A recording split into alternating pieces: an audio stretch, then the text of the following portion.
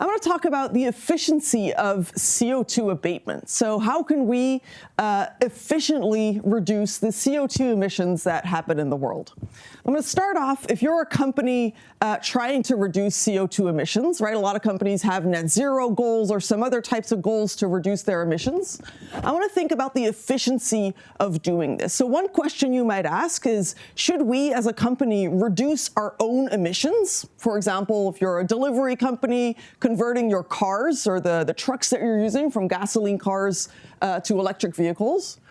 Or instead, should you buy offsets or something else, some other type of investment that could reduce CO2, right? What are the efficiency trade-offs that we're facing here? Offsets are really difficult to use in practice, right? We know that there's huge problems in terms of their verification, the additionality, lots and lots of articles about fraud in these cases. And so as a result, the SBTi corporate net zero standard, which basically defines the rules for companies who are trying to gain sustainability practices, trying to have these goals, it basically has said that you're not allowed to use carbon offsets to meet your sustainability goals. Right? This makes a lot of sense, right? Given the issues that we've seen, the lack of performance for a lot of offsets.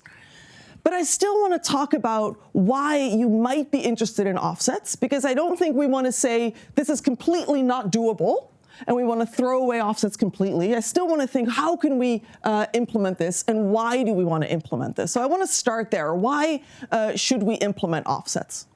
Right? So suppose you're a delivery company and you're considering between changing your vehicle from a gasoline vehicle to an electric vehicle, or instead buying offsets for, let's say, a cook stove. Right? You can think, how much emissions would you reduce when you buy one of these things? So the classic thing for a gasoline vehicle, if you look at the EPA estimates, an average American household drives about 11,000 miles a year, 22 miles a gallon. So if you do the calculations, that's about 4 tons of CO2 per year. Right? In the best case scenario, if you have a grid that's completely run on renewables, you could say that emits 0 tons of CO2. It's often actually less, right? We still have fossil fuels on our grid. You can compare that with a charcoal stove.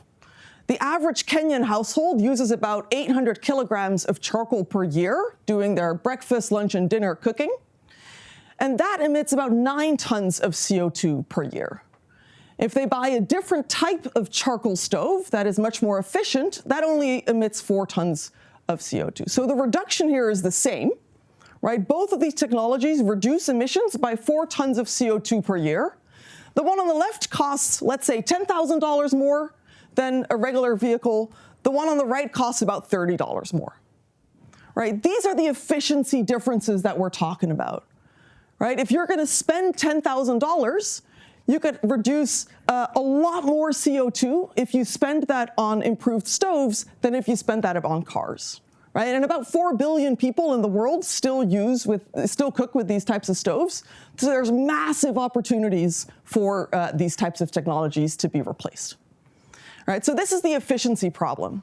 There's lots of different technologies that you can think about here, right? So here you're just taking the tons of CO2 and the dollar cost, you put a ratio to that. So how many dollars do you have to spend to reduce 1 ton of CO2? You can compare across all these different technologies, wind production, hybrid vehicles, sustainable aviation fuel, right? You can flip this the other way around. If you're going to spend $1 million, how much CO2 would you take out of the atmosphere? And you can see just the differences here across technologies in terms of like the actual CO2 that comes out of the atmosphere.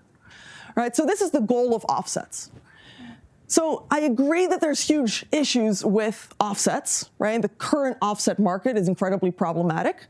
But I also don't want us to lose sight of just the size of the differences in the amount of CO2 reductions that we can achieve if we find a way to do this effectively. So I want to think about that.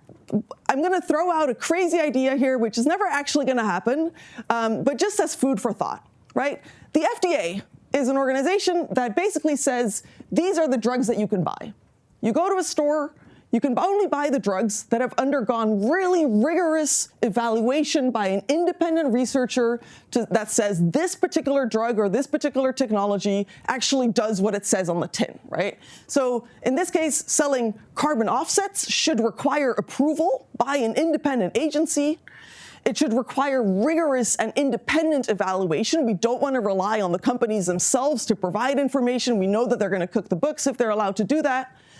You should have full disclosure on what I'm going to call side effects, right? In this case, cook stoves can also have really good anti-poverty benefits. They can have local air pollution benefits. Different technologies can have positive side effects or negative side effects. We should be fully informed about all of these. And then given that that's the case, now people can choose from among the cheapest options and we can maximize the CO2 reductions.